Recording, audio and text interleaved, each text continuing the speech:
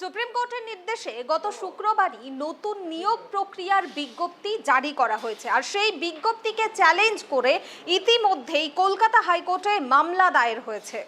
মামলাকারী লুবানা পারভিনের দাবি ৪৪,০০০ নিয়োগের যে বিজ্ঞপ্তি ও রুল জারি করা হয়েছে তাতে সুপ্রিম কোর্টের একাধিক নির্দেশ মানা হয়নি, তাই তা অবৈধ। সিলেকশন প্রসেসের রুল থেকে বয়সের ছাড়ের ক্ষেত্রেও নির্দেশ মানেনি রাজ্য বলেই অভিযোগ। এই রকমই একাধিক অভিযোগ তুলে হাইকোর্টে মামলা দায়ের হয়েছে। আগামী ৫ই জুন বিচারপতি রাজা বসু চৌধুরীর বেঞ্চে এই মামলার শুনানি রয়েছে। এবার তার মধ্যেই আদালত অবমাননার নোটিশ গেল শিক্ষা দপ্তরের একাধিক আধিকারিকের কাছে। সুপ্রিম নির্দেশকে ইচ্ছাকৃতভাবে অবমাননা করার অভিযোগে স্কুল শিক্ষা দপ্তরের সচিব বিনোদ কুমার, স্কুল শিক্ষা দপ্তরের কমিশনার, স্কুল সার্ভিস কমিশনের চেয়ারম্যান সিদ্ধার্থ মজুমদার এবং মধ্যশিক্ষা পর্ষদের সভাপতি রামানুজ গঙ্গোপাধ্যায়কে আদালত অবমাননার আইনি নোটিশ পাঠালেন আইনজীবী। অভিযোগ, সুপ্রিম নির্দেশ মেনে এখনও চিহ্নিত অযোগ্যদের থেকে বেতনের টাকা ফেরতের প্রক্রিয়া শুরু হয়নি। ওএমআর শীট প্রকাশ করা হয়নি। যোগ্যদের পাশাপাশি অযোগ্যদেরও নিয়োগ প্রক্রিয়ায় অংশ নেওয়ার সুযোগ করে দেওয়া হচ্ছে। সেই সঙ্গে 2016 সালের বিধি না মেনে 2025 সালের বিধি মেনে নিয়োগ প্রক্রিয়া হবে, যা সুপ্রিম কোর্টের নির্দেশের অবমাননা বলে অভিযোগ।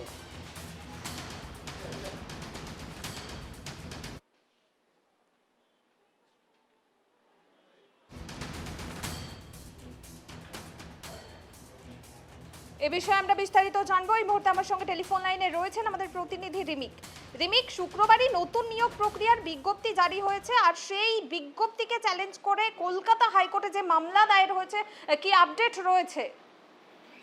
দেখো, কলকাতা হাইকোর্টে মামলা দায়ের হয়েছে নতুন এই বিজ্ঞপ্তিকে চ্যালেঞ্জ করে।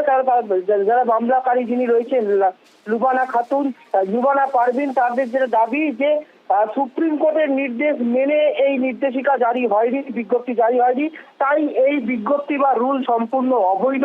সেই সেটাকে চ্যালেঞ্জ করেই কিন্তু মামলা হয়েছে এবং আগামীকাল বিচারপতি রাজা বসু চৌধুরীর বেঞ্চে কিন্তু এই মামলা শুনানি রয়েছে।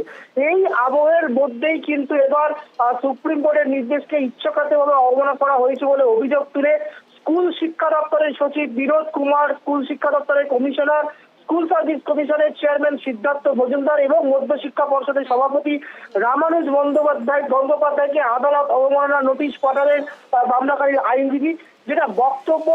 যেটা হচ্ছে যে এই মামলাকারীদের যেটা বক্তব্য যে ৪৪,০০০ নিয়োগের যে বিজ্ঞপ্তি ও রুল জারি করা হয়েছে তাতে সুপ্রিম কোর্টের একাধিক নির্দেশ মানা হয়নি, তাই তা অবৈধ।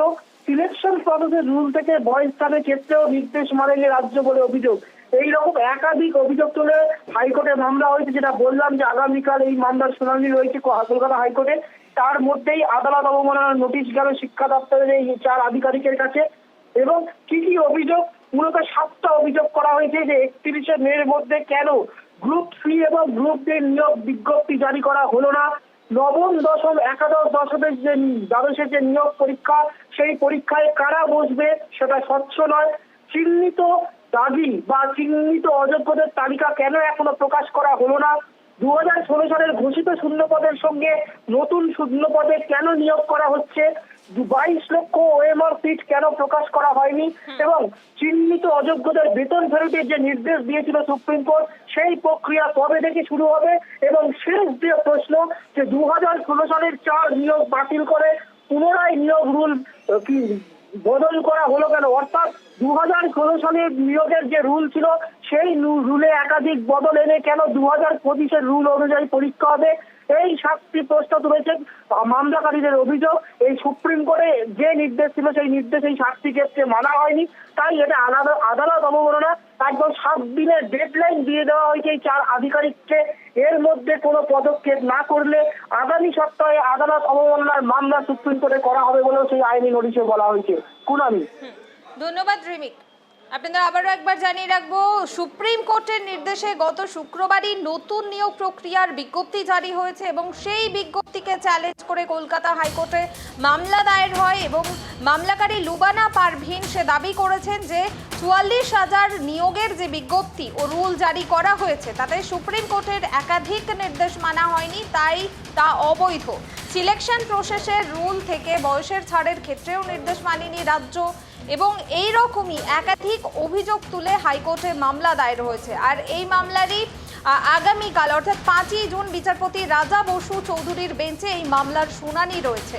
আর এবার তার মধ্যেই আদালত অবমাননার নোটিশ গেল শিক্ষা দপ্তরের একাধিক আধিকারিকদের কাছে। সুপ্রিম নির্দেশকে ইচ্ছাকৃতভাবে অবমাননা করার অভিযোগে স্কুল শিক্ষা দপ্তরের সচিব বিনোদ কুমার, স্কুল শিক্ষা দপ্তরের কমিশনার, স্কুল সার্ভিস কমিশনের চেয়ারম্যান সিদ্ধার্থ মজুমদার এবং মধ্যশিক্ষা পর্ষদের সভাপতি রামানুজ গঙ্গোপাধ্যায়কে আদালত অবমাননার আইনি নোটিশ পাঠালেন আইনজীবী।